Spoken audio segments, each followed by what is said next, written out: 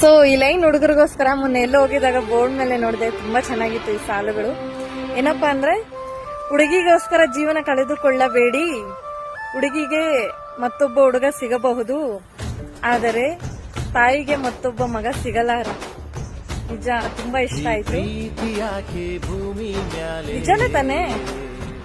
So ಈ line ಹುಡುಗರಿಗೋಸ್ಕರ ಮೊನ್ನೆ ಎಲ್ಲೋ ಹೋಗಿದಾಗ board ಮೇಲೆ ನೋಡಿದೆ, ತುಂಬಾ ಚೆನ್ನಾಗಿತ್ತು ಈ ಸಾಲುಗಳು. ಏನಪ್ಪಾ ಅಂದ್ರೆ, ಹುಡುಗಿಗೋಸ್ಕರ ಜೀವನ ಕಳೆದುಕೊಳ್ಳಬೇಡಿ, ಹುಡುಗಿಗೆ ಮತ್ತೊಬ್ಬ ಹುಡುಗ ಸಿಗಬಹುದು, ಆದರೆ ತಾಯಿಗೆ ಮತ್ತೊಬ್ಬ ಮಗ ಸಿಗಲಾರ. ನಿಜ, ತುಂಬಾ ಇಷ್ಟ ಆಯ್ತು. ನಿಜನೇ ತಾನೆ? ನೀನೇನು ಅಳ್ಬೇಡ, ನವರಾತ್ರಿ ಮುಗಿಯೋತ್ತಿಗೆ ನಿನ್ನ ಮಗನ ಮದುವೆ ಆಗುತ್ತೆ, ಹೋಗೋದು. ಕರೆಕ್ಟಾಗಿ 9 ದಿನ ಅವ್ರು ಹೇಳಿ 9 ದಿನದಲ್ಲಿ ನಡೀತು. ಆ ಥರ ಒಂದು ಶಕ್ತಿ ನಾನು ಎಲ್ಲೂ ಜೀವನದಲ್ಲೇ ನೋಡಿಲ್ಲ ಬಿಡಿ. ನಾವು ಕೇಳಿದ ಪ್ರಶ್ನೆ ಕರೆಕ್ಟಾಗಿ ನಾವು ಅಂದ್ಕೊಂಡಿದ್ವಿ ಮನಸ್ಸಲ್ಲಿ, ಅದನ್ನೇ ನಾವು ಕೇಳೋಕ್ಕಿಂತ ಮುಂಚೆ ಅವರೇ ಕರೆದು ಒಳಗಡೆ ನೀಟಾಗಿ ಅದನ್ನೇ ಹೇಳು. 3 ಸಲ ಅಬೋಷನ್ ಆಗಿತ್ತು.